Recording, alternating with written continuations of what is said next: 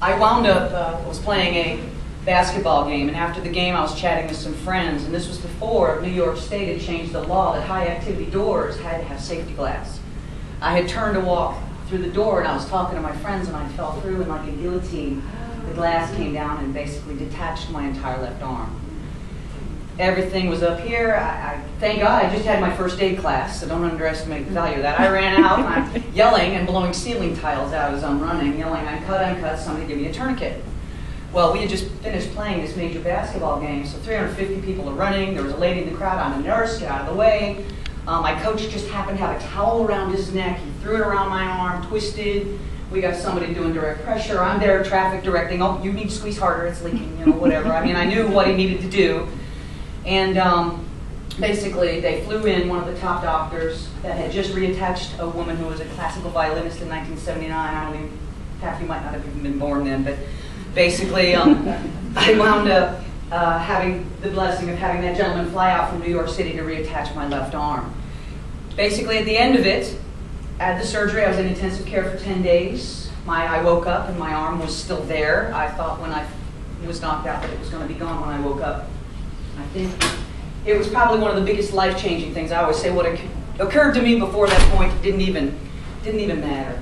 And up to that point, that was basically when my life began, because I realized how blessed I was. So ultimately, that painful experience forced me. I lost all my athletic scholarships. I thought all my dreams were gone. All my Olympic dreams were gone. Everything I had trained for my entire life, I thought my life was over as I knew it. You know what? It was. But I had to reinvent my thinking.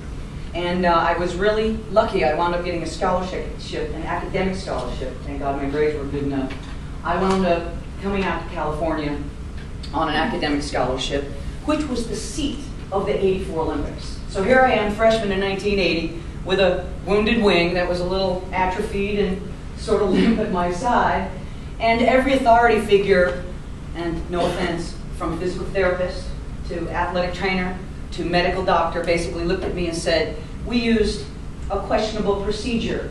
We don't know if your arm will stay attached. We don't know if we'll need to amputate it. We don't know if it'll ever work again. And I just sort of kept saying, well, goodness, it's still there. It's attached. I can't move it. I can't feel it. But damn it if I'm not going to try. So I started researching. So way back in the day, prior to biofeedback's been used psychosomatically for years. There's nothing new about that. But it had never really been used to help something that you couldn't feel learn to feel again. So I started teaching myself guitar. And I started waking up these two fingers. My medial nerves started coming back. Nobody believed it. But it seems that a lot of our Western medicine often underestimates our human spirit. Part of the reason I'm sharing this with you is because I needed hope, and I reached out. You guys are in a position to offer so much hope to your people. Inspire them to go to the next level. Whether they're obese, they need to move. Grab them, pick them up, and say, we are walking today. You know, whatever it takes. But I found that if there was a will, there was a way. I taught myself that silly guitar. Now, in order to graduate from this academic college, I had to type 35 words a minute. A-S-D-F, J-K-L-7. Okay, come on. I couldn't feel it. And you know, typing doesn't have any music to it or vibration or sound. I couldn't tell if I was in the right spot. It was just miraculous. I passed through typing. I took piano. So my hand could work supinated playing the guitar, though I couldn't feel my hand, so I taught myself to start playing piano. I don't pretend to be a great musician because I'm not. I love music more than anything. So what hooked on phonics is the children who can't read, who have these learning disabilities.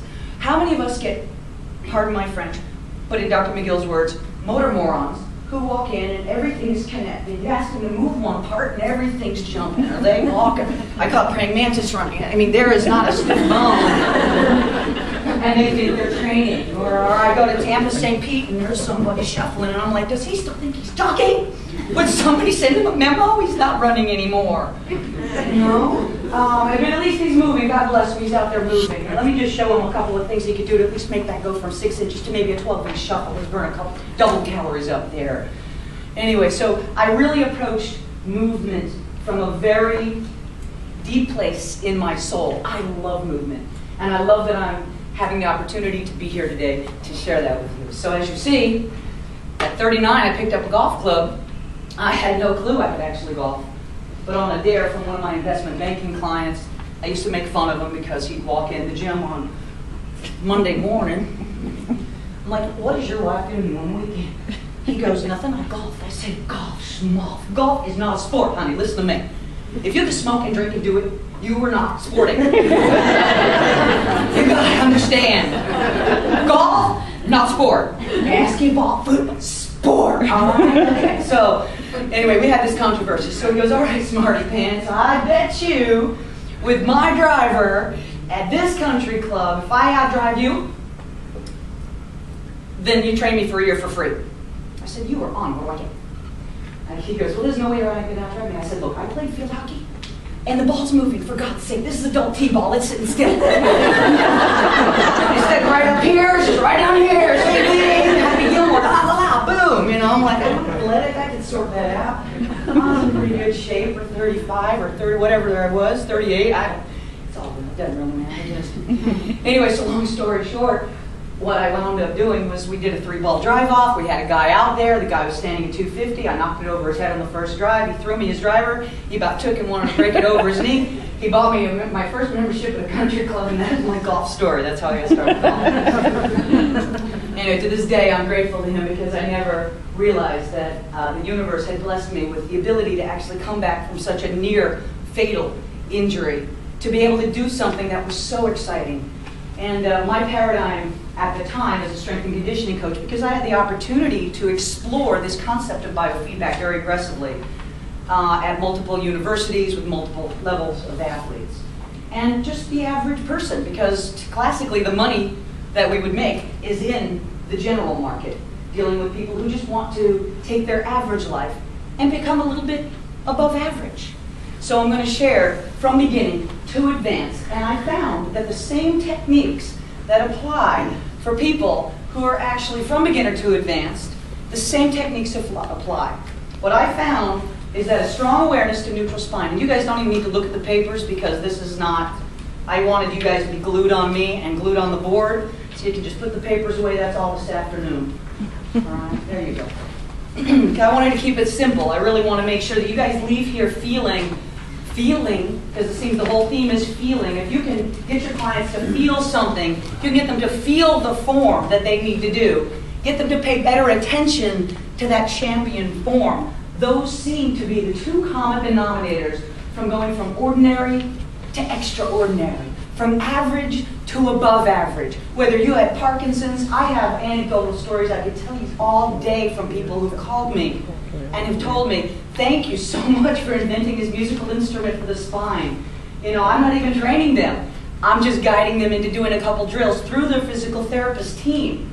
So the therapists, even in Florida, that are using this with some of the Parkinson's folks, are finding that some of the gait disorders and some of the back pain and the weaknesses that within the neuromuscular turn-on of the system, using vibration and light and sound and whatever you have at your disposal, your hands.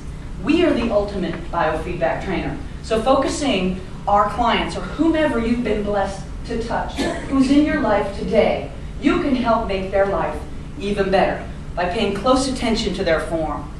I've had the opportunity to work with great elite athletes. Imagine the repetitive microtrauma on a lumbar spine. Dwight Stones was one of the first athletes I had the privilege of working with. And if you look at my beautiful posture here, right there in the day, see that no neck thing going on?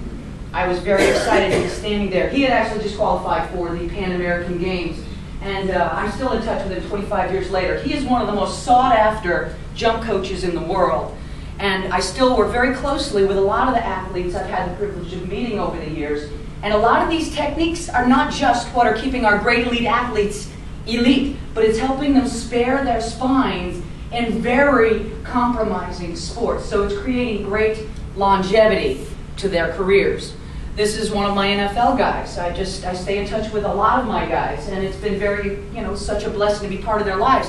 He's become one of the most sought after punting and kicking coaches in the NFL now. And guess what he's doing? He's using these same techniques I'm going to share with you today that are really exciting to share and disclose with you that work with above average people. But if it works with them, what I wanted to know is how are they so great and how do they maintain that? That's what I'm going to share with you today. So here we have a few people that I've had the privilege of working with, everybody from actors. Now they might not be necessarily here in Oklahoma, but you have the housewife. Look how fabulous she looks. 2 kids. She just came in and she goes, I just want to look good and I just want to, lose my baby fat. And so basically this is what we have the opportunity to do. If you're working with people who have back pain, as she did, they're able to go out, do their life, and just look fabulous. You don't have to be an Olympian. You don't have to be an NFL player. The same basic form and attention to posture affect all of our systems the same because of basic forces that we're all exposed to. Also, when I've competed, I've had the privilege of competing against some of the greatest athletes and some of the longest driving women out there on the tour. And you know what? The first 3 things out of my mouth are, oh my God, I'm a huge fan of yours. And then second is, what do you think your secret to power is? Consistently, they tell me I always focus on form and attention to detail. I say, are you hollowing? Are you pulling your navel into your spine? Or are you tightening? Are you bracing? What sensation do you have in the ball? Consistently. Sophie Gustafson, Annika Sorenstam, when I had the privilege of meeting all these athletes, consistently, it's all bracing. So I said, well, it's good enough for them, it's good enough for me, because they're actually in the trenches, out there with their faces marred with dust and sweat and blood, and doing it day in and day out, week after week. What secret have they stumbled upon? Attention to detail and form in their training, which they bring from the gym into their sport, into their life. And then also their attention to these neutral spine zones, which connotes 3 systems. Even Punjabi, or every major strength model you look at, involves neural, structural, and muscular. All right, so the duplication of those 3 zones and involving that inside your gift to your people is what we're going to chat with you about today. So what are some of the benefits to the system that we're calling spinal triangulation theory? Because that's what it's called. It's basically using these 3 points of good mechanics to duplicate where your client and your own spine is at in space in order to be better at whatever it is that you're doing. One is a higher level of performance, whether it's athletic or just performance as being a mom or a delivery worker or whatever it is that you might be doing. And then also better performance for longer with less injury. We know this unequivocally just from my study over the last 25 years at looking at some of the careers of some of the smartest athletes in the industry. So let's look back, because I know you guys might not be necessarily training the Olympians, and from what I hear, we're dealing with certain obesity issues. These same techniques, we're dealing with ordinary people with ordinary back pain. But I'm promising you that I've trained a lot of ordinary people, and it seems that all of them, if you offer the ability to actually get them out of pain and maintain a lifestyle change. Let's revisit real quickly in the 15 minutes I get with you today what we can do quickly in order to expedite a lifestyle change, inspiring them to try to duplicate a better posture. Movement connoting more movement. And so basically you want, what we all want ideally, is to look at some of the tools in your arsenal that you have at your fingertips that potentially you can use to share these secrets to power and secrets to duplicating good spine angles. Let me share some of them with you. We all know that the basic bad back facts. All right, you all familiar with these? I'll just let you read them real quickly. 80 to 85% incidence of back pain. 60% recurrence rate. Those are some high numbers. This is a $90 billion annual industry just in the United States alone. All right, so you guys need money in your clinics. Just positioning yourself as a spine stable clinic and postural awareness. I tell you, for the one person I get better, they send me 20 more. So I run my business trying to get people not to come back to see me. Please be autonomous. Please do your homework. You don't need me. Don't be dependent on me. I might not be here forever for you. You be there for you. And telling them and selling them on their own self-care and self-awareness. Duplicate good form. Find a way to duplicate good posture, whether it is a high posture thing or using an iPhone app, whatever it is, that there are a lot of wonderful tools in our toolbox that we can use to inspire, motivate, and then try to educate our clients to take their lives to the next level. The thing that really shocks me about this is lumbar instability is often implicated in most of these back pains. I found that really phenomenal. That 90% of the patients or athletes don't have a precise diagnosis of why they have back pain. But like Brad was showing before, they love doing those wonderful, I'm just going to train my abs. And they're just ripping themselves at end ranges, doing extreme shear force, torsional movements, completely out of good form, with no regard for an investment in their spine for the future. What seems to be is that most professionals seem to know that exercises that focus on core strength and stability, in combination with neutral spine mechanics, in combination with the neuromuscular coordination, neural, structural, where the spine is at, and then using those muscles to hold that spine, you can be great once. But can you do it again? Tiger Woods does it. I could hit a golf ball good once. I won the world champion once, but could I do it again? I wasn't sure, because my back was hurting, and I'll show you in a minute why. We all have clients that come in with bad backs. And if we know the spine is inherently unstable, then how do we stabilize it? They're showing up at your clinic, and we know that 85% of the people in this country are dealing with some kind of severe back pain.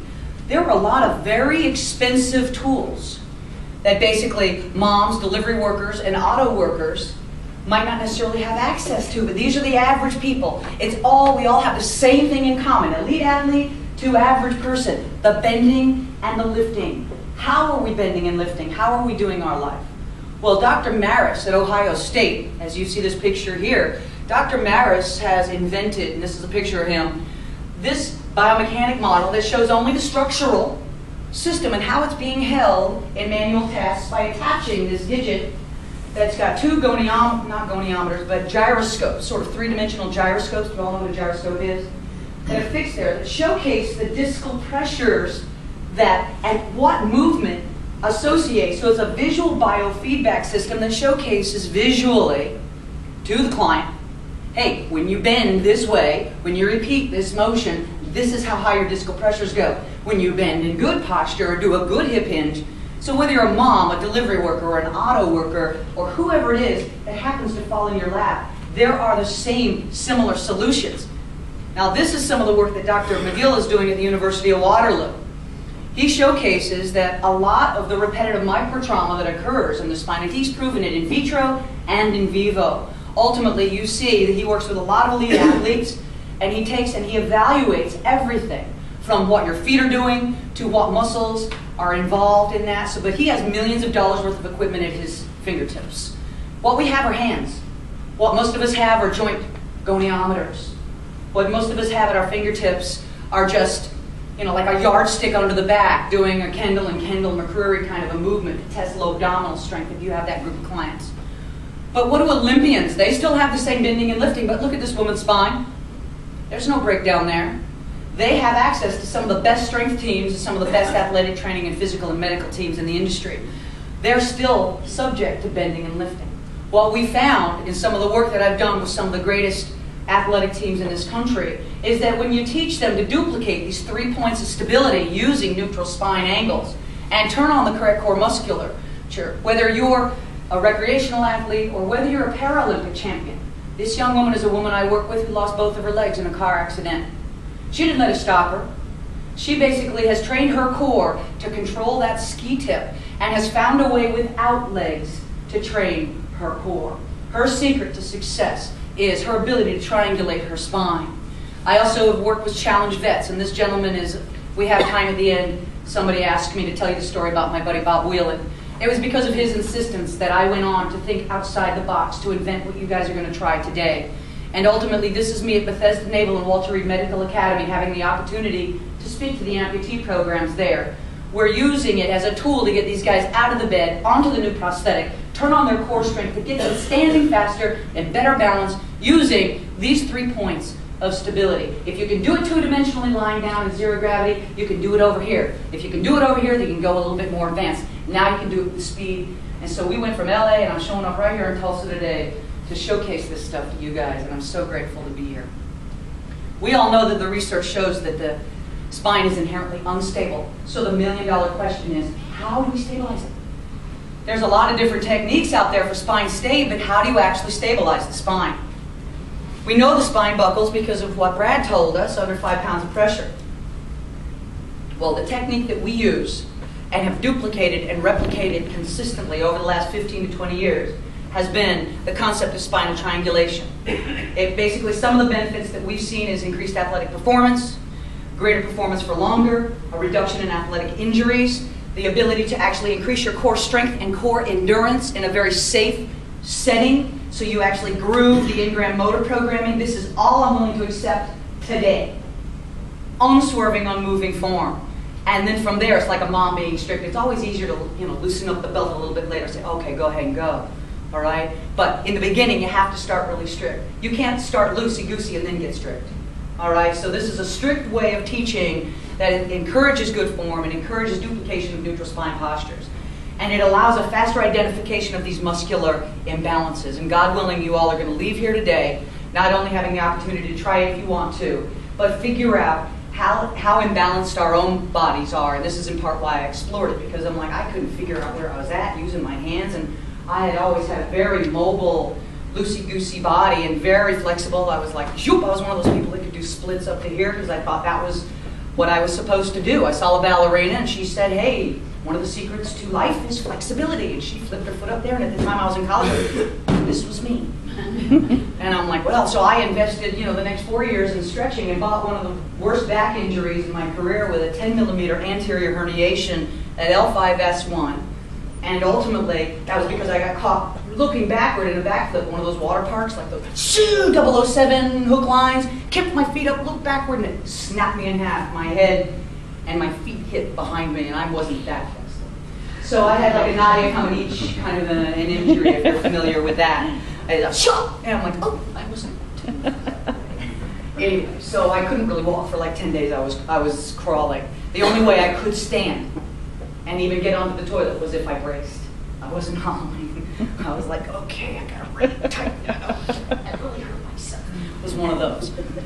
You don't normally deal with anterior herniations. I know it's a very rare injury. Is there a question there? How often do you work with the Walter Reed program and with the amputees? Well, right now the physical therapists in their Salute Military Golf Association I basically go to that environment and I train them how to use it as a tool. So they normally want me to come back once a year and we do like a little long drive exhibition, and the guys like seeing me hit like my little mini clip down the middle. I don't know if you saw this, but I'll get down and I say, the legs are really important in the golf swing. Watch. Everybody wants to say, oh, you need strong legs in a golf swing. I'm like, no.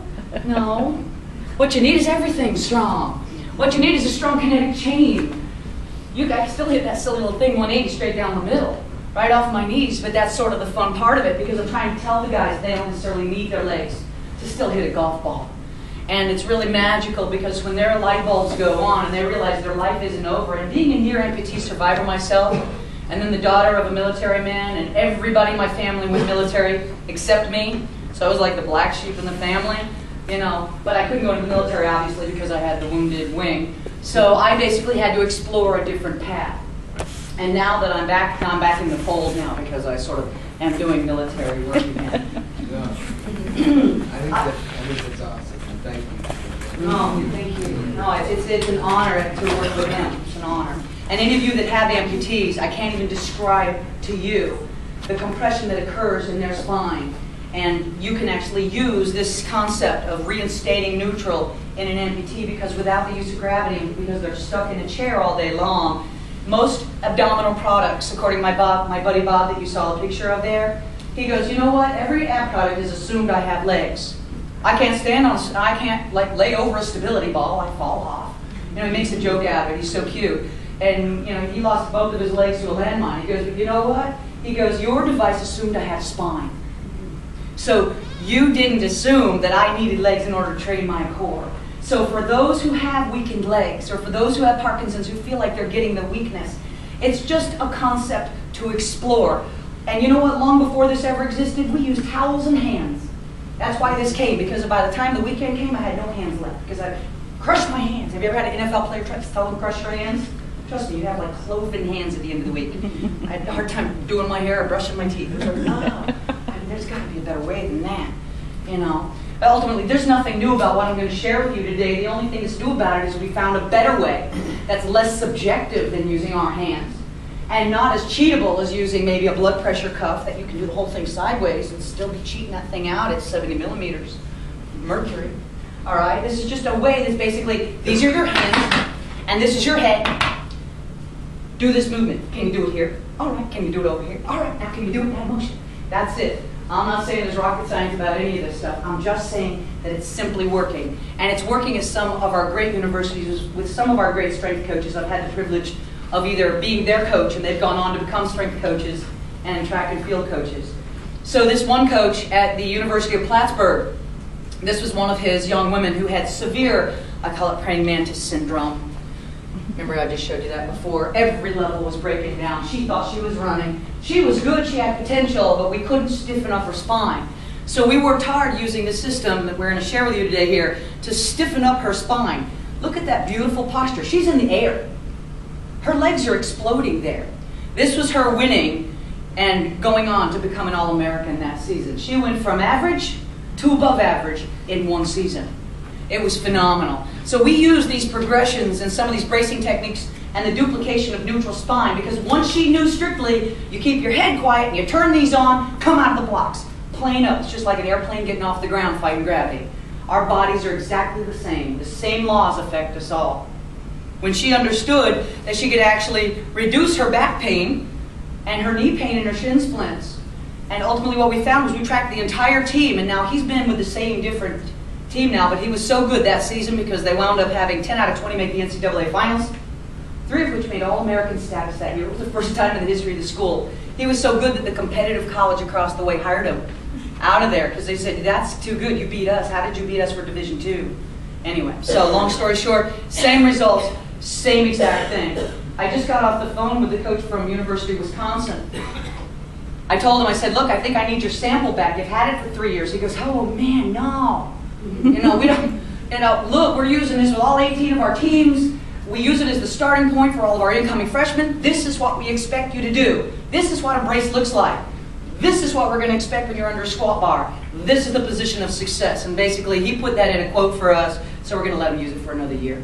All right. So basically, he believes that it's helped them reduce injuries. They've tracked it again through their athletic training room. This is not like, I don't like have a personal relationship with these guys. I don't know them per se, except that I call them and they love the technology and they've been using it in the trenches for over 3 years. And I'm telling you that the durability and the way that it's worked with the kids, how it creates a learning tool, a memory hook. It creates an inexpensive way to take, because we don't have those multi-million-dollar things and the USBs and the cockpit gyroscopes to hook onto our people to give them an understanding.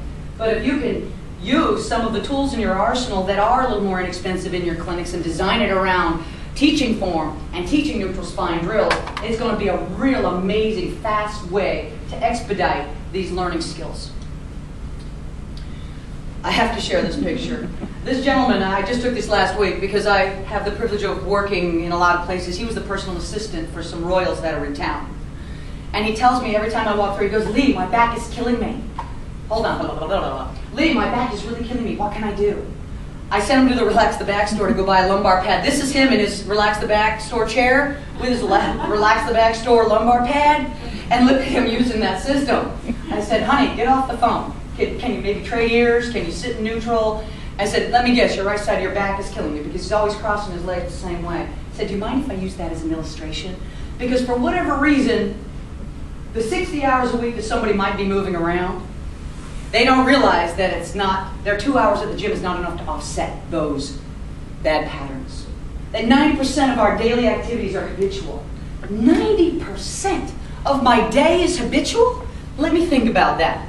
That means the way I get up, the way I put on my shoes. You ever notice the way you put on your shoes and socks? Are you a sock, shoe girl, guy? Then you like put on one leg and the other leg, you lean against something, you slump over to get everything on.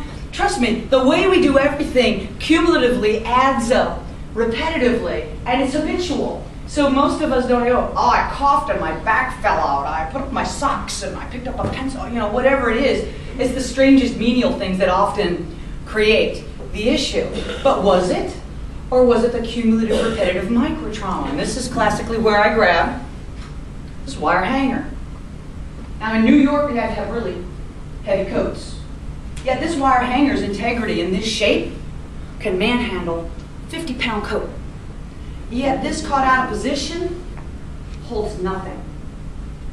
All right? Our spine is so similar.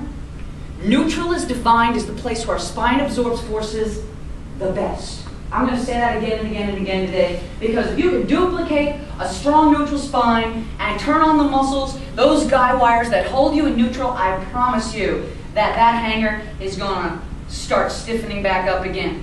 Once you've overstretched certain ligaments, but once you can do that, and I tribute to say I was overstretched and overdone, and I've had to stiffen things up, and I scientifically have some of the data today to show you actually how I did that.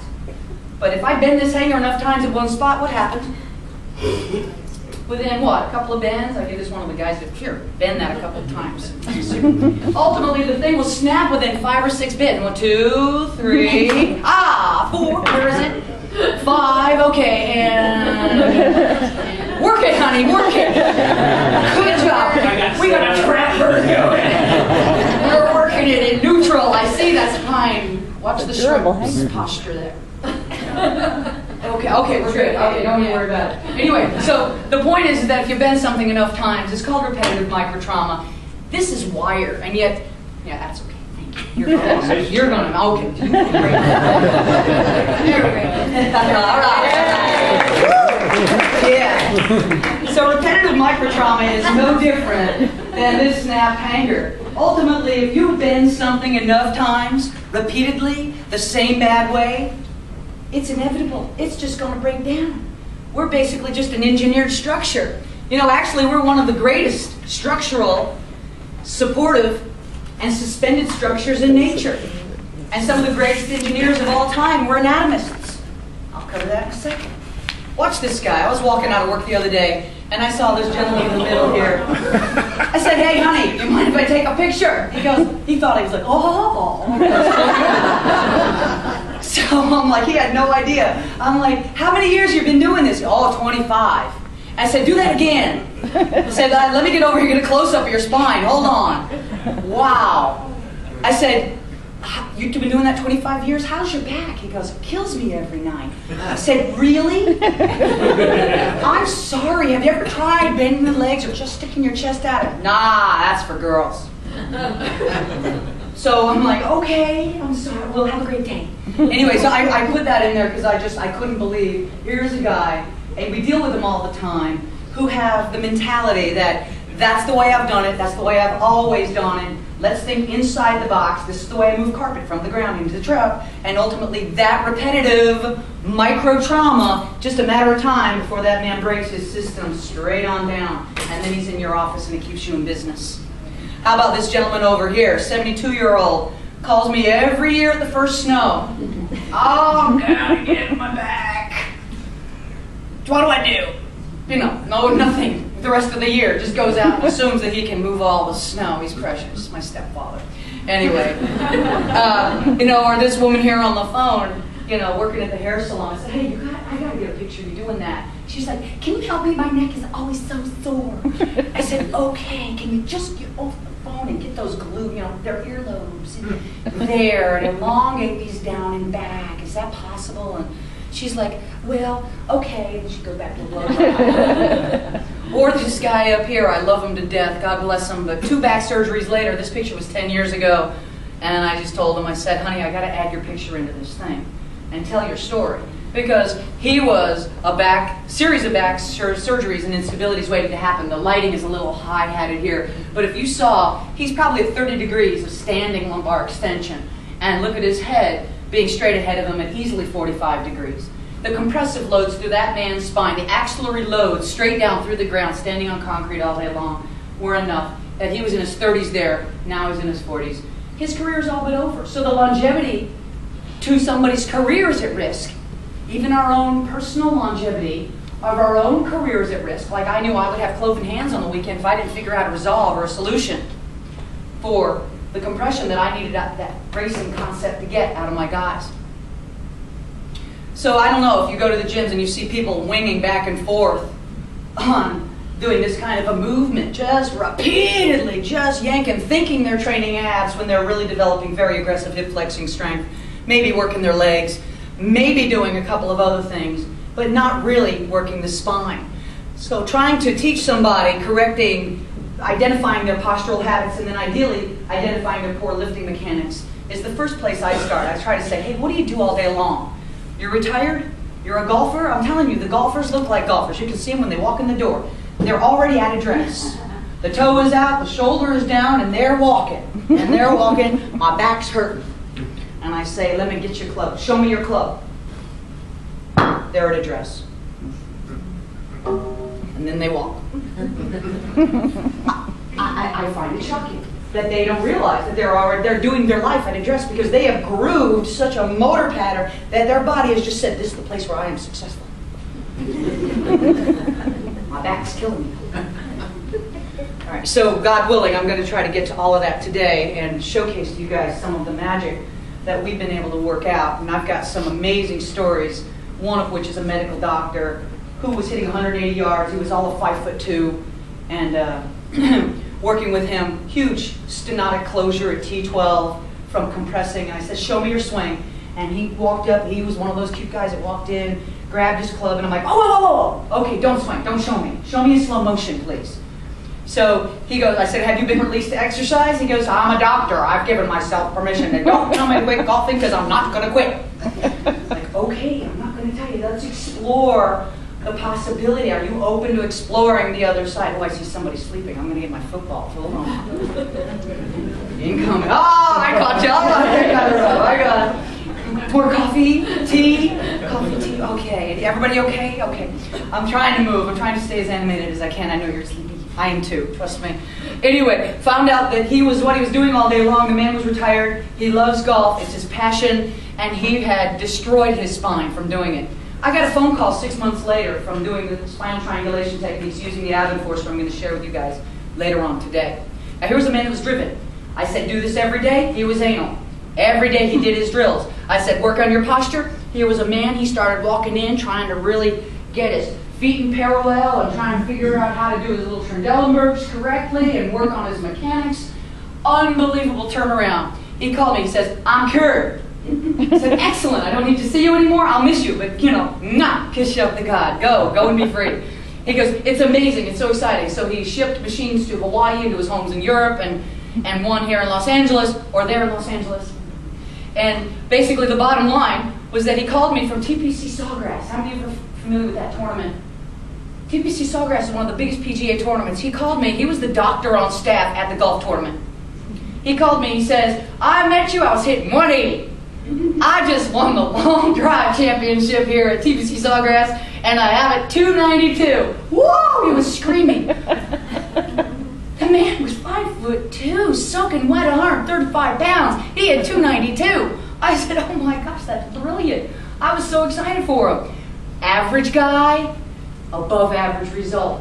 So I'm telling you, I got a gazillion of those stories, and I know they're anecdotal, but I'm telling you, when you start getting those stories and those phone calls, you love sharing them because it means you're able to take something very ordinary and keep somebody in their passion, keep them moving for longer. I think between you and me, humbly, that's what it's all about.